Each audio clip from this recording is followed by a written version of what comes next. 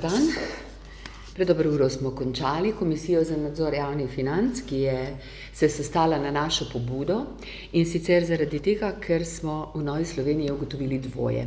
Najprej, da tako imenovana plačna reforma, o katerih govori predsednik vlade Golob in vsa koalicija, v resnici to ni, torej ni plačna reforma, ampak so to le administrativni popravki, ki so, kot kaže, naredili tudi nove anomalije oziroma krivice.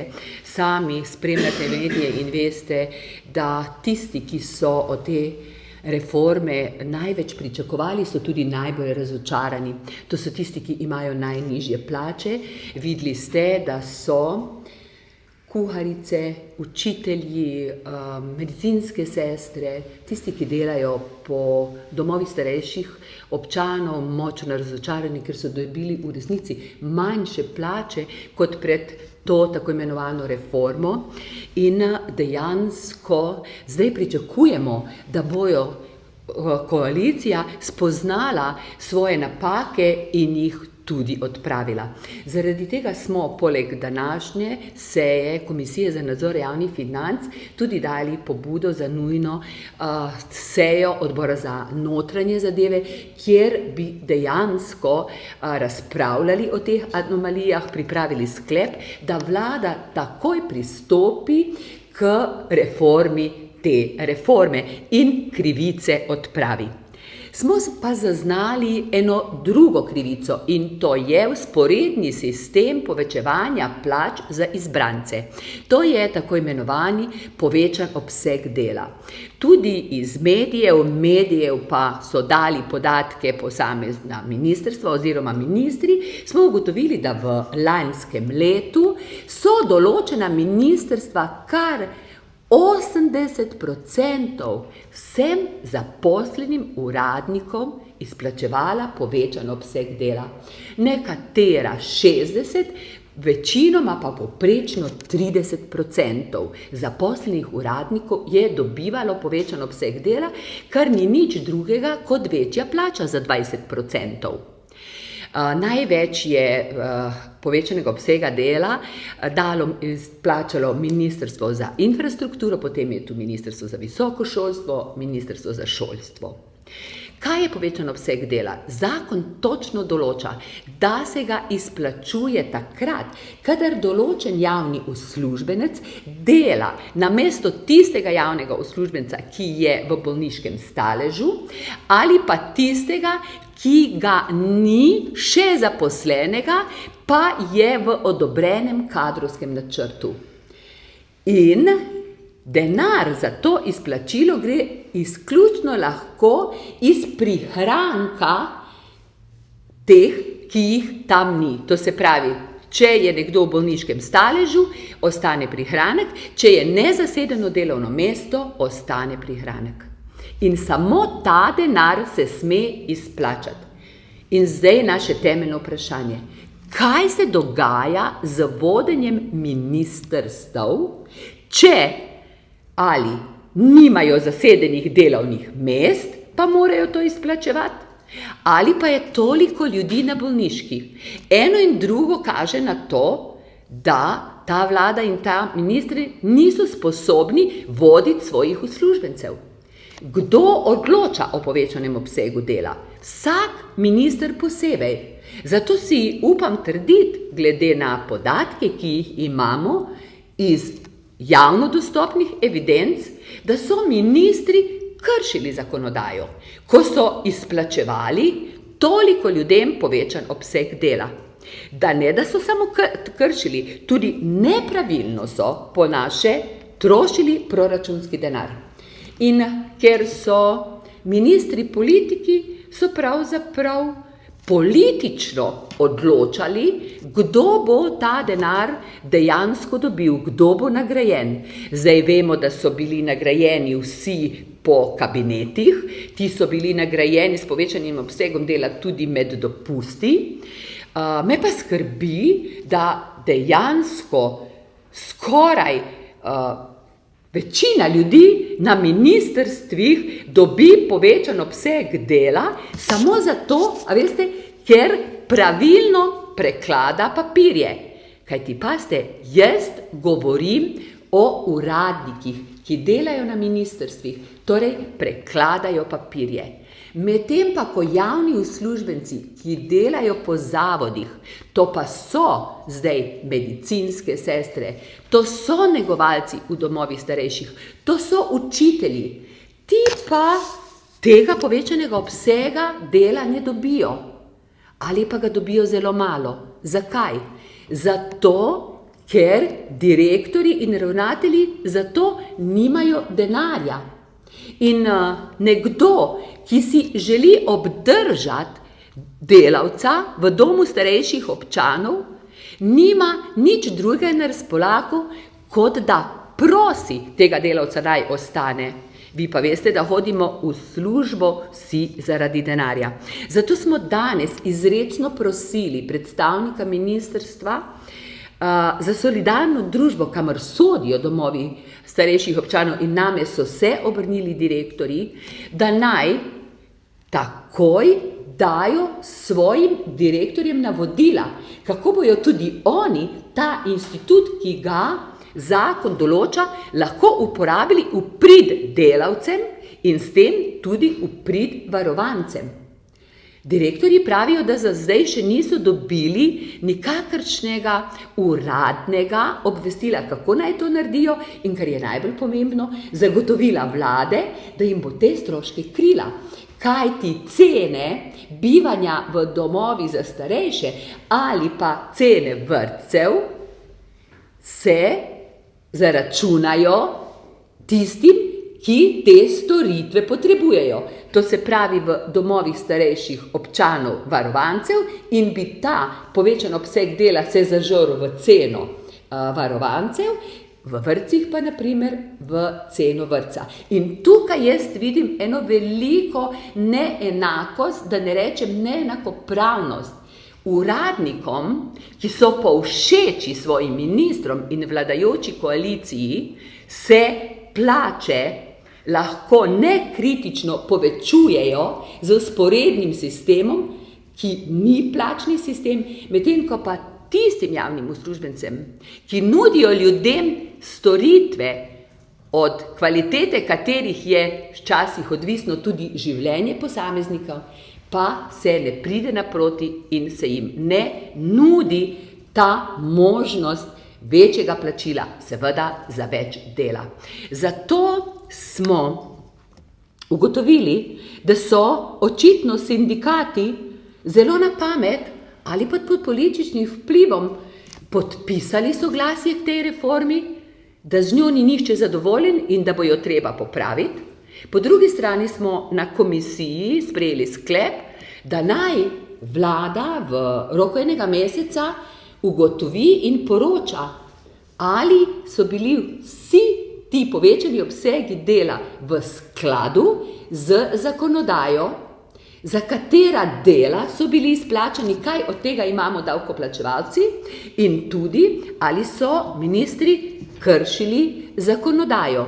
Zakaj je to zelo pomembno? Ne zaradi tega, da bi mi razčiščevali za nazaj, ampak zaradi tega, ker so tudi danes predstavniki Ministrstva za javno upravo povedali, da bo še kar nekaj časa trajalo, da nov plačni sistem v resnici zaživi. To je eno.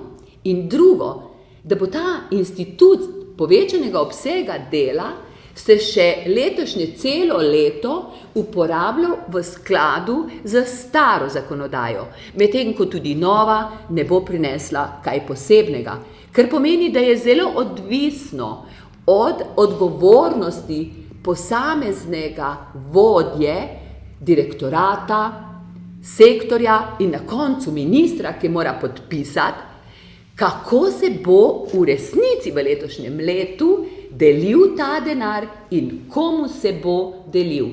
In ker mi res želimo, da so ljudje pravično plačani za svoje delo, smo danes sklicali ta odbor, da bi vlado pozvali k resnosti pri igranju z čustvi ljudi, kajti plača na koncu pristane na računu vsakega posameznika, oni se izgovarjajo na sistem. Sistem je narejen iz posameznikov in posamezniki dejansko povedo, da dobijo zdaj na koncu meseca manj na svoj račun. Tudi če so za kakšen evro dobili višjo plačo, se jim pa to potem prizna pri transferih recimo družinske politike, kot so otroški dodatki ali pa plačilo vrtca. Zato naj se vlada zresni in naj plačuje ljudi po učinku, po drugi strani naj določi, katere poklici so dejansko tako zelo potrebni, da bo sploh sistem socialnega varstva, zdravstvenega varstva, šolstva sploh obstal in naj tem ljudem določi pravično plačilo. Mi bi v Novi Sloveniji, če bi bili zdaj na oblasti, pač plače prilagajali sistemu plač v gospodarstvu, to se pravi, odvisno bi bile plače javnega sektorja od plač v gospodarstvu, ker samo ta dejansko zasluži denar za javni sektor in seveda gledali bi na učinkovitost javnih uslužbencev. In če me vprašate, kdo je učinkovit, jaz mislim, da je učinkovit lahko vsak javni uslužbenec, ki je dobro voden. Zato se bo morala vlada začeti ukvarjati tudi s tem, da bo v javni sistem dobivala ljudi z kompetencami vodenja, ne pa ljudi z pravo strankarsko izkaznico. Hvala lepa.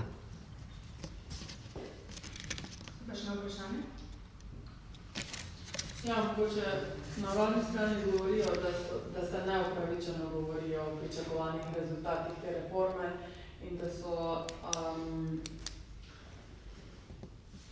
pač ljudje pričakovali, da se bo vse izvedlo in poznalo že v prvem koraku, ne pa mogoče čez nekaj korakov, mogoče odziv.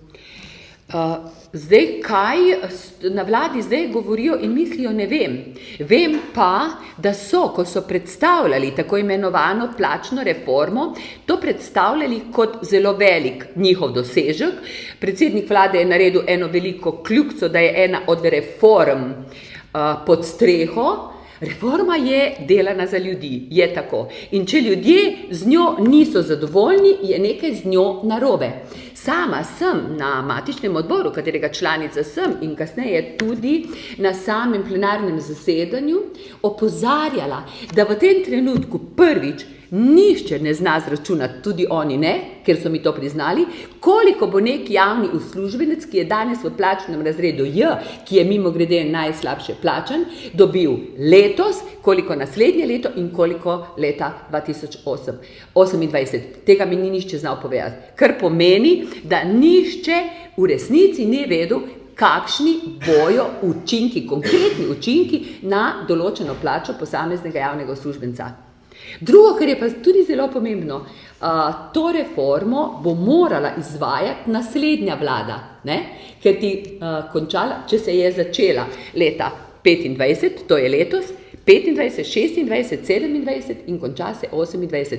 To je 4 leta, kjer smo prepričani, da bo jo izvajala naslednja vlada. Jaz bi si resnično želela, ne zato, ker sem opozicijska poslanka, ampak zaradi tega, ker sem celo življenje delala v javnem sektorju, da bi javni sektor bil dobro plačan. Ampak vendarle, preden se pogovarjamo o plači, se moramo pogovarjati o učinkovitosti. In če zdajle najbrž vprašate ljudi, vsi mislijo, da uradniki delajo premalo, slabo in prepočasi. To je en del uradnikov, ti so ponavadi ali pa so zaposleni na ministrstvih. In jaz bi se strinjala s tem, da veliko uradnikov bi lahko delalo več. Je pa torej odvisno, kako so vodeni. Skrbi pa ravno za tiste, ki so iz J, to je najslabše plačane skupine, kjer so pravzaprav tehnično osebje, pomočniki,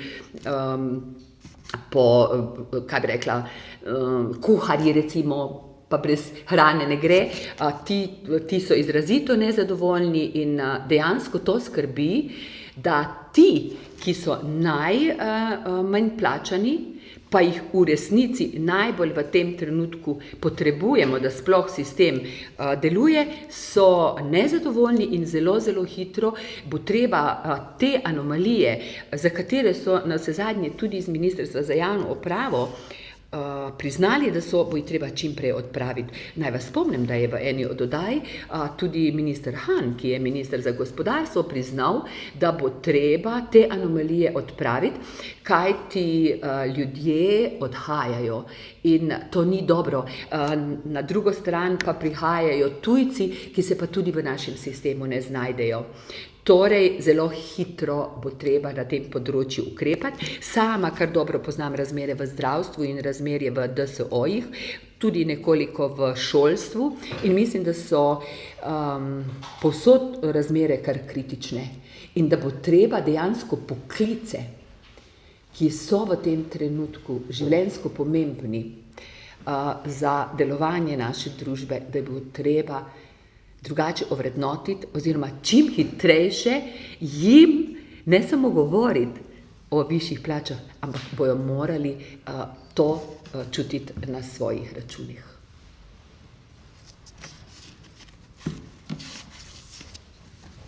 Hvala. Tako pravijo strokovnjaki, jaz jih samo citiram in se lahko tudi z njimi strinjam, ker sem tudi sama dolgoletni vodja, direktorica, da so odnosi na delovnih mestih slabi in da tudi zaradi tega ljudje odhajajo.